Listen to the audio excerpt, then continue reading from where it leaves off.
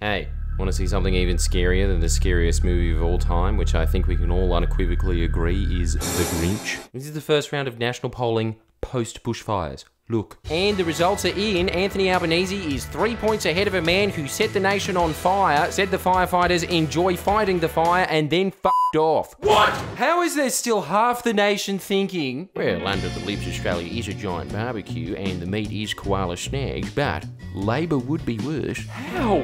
Didn't you hear? They wanted to get rid of franking credits. That's what you get when you have a media landscape dominated by Sith Lord, a Madame Tussauds wax statue of the girl from Matilda that was left in the sun to melt, and the talking knee who runs a news organisation with the logo Independent Always. I know there's independents in Parliament.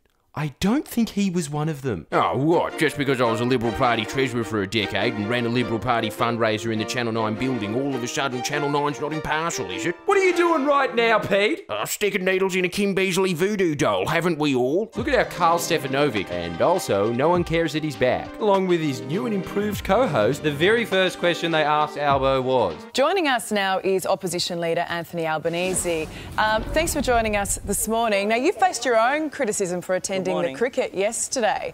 Do you think that's a fair cop? You're going to frame Albo going to the cricket, not to watch, to talk about the bushfire efforts and how best to help with Scott Morrison playing backyard cricket as the nation burns after his well-deserved holiday. I'm appalled that you would use the phrase fair cop because most of your audience is watching you through an oxygen mask. As we all know, you would say something along the lines of, shut up, Albos, if you can even talk. However, in relation to Channel 9 pulling their old song and dance of they're both scum, am I right? Oh, it's close to the election. Oh, vote Liberal, why not? Obviously, I didn't expect anything different, but I will say this. Alison, this is a national emergency that is largely the result of your channel's overlords getting the Liberals elected on both the state and federal level. So either explain to your very few shriveled prunes left watching that Labor had plans to build a national fleet of water bombers while the Liberals ignored 23 emergency services chiefs' warnings for years, or go back to puking expensive cocktails out in alleyways. Now, having said that, doing what I definitely don't love doing, shitting on the ABC,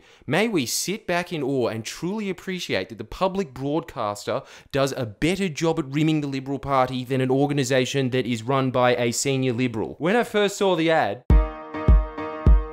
I thought, oh, the 7:30 report's back early. This is how low they have sunk. We now have to fact-check the ABC's fact-check. Cunty glasses on, the ABC's claim that Labor opposition leader Jodie McKay is lying about Gladys Berejiklian's cut to the RFS budget is Borneo suckerfish level sucking up.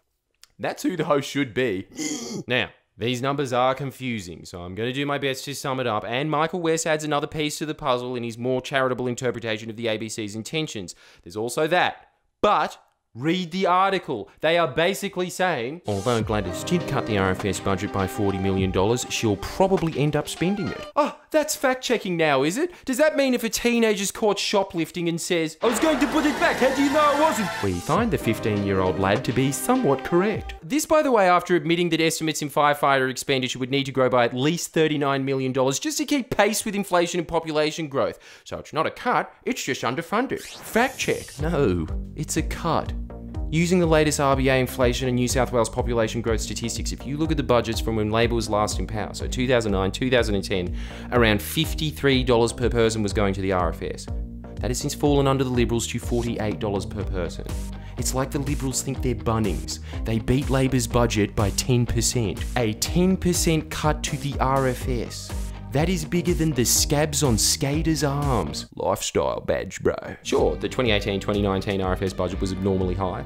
As the ABC even admits in their article, that did not put more boots on the ground. It was due to compensation payouts. And even then, the Liberals were legally forced to increase their budget, only to be slashed right back down to its usual underfunding as soon as it possibly could. ABC, you sleep well at night helping your masters get away with those lies, do you?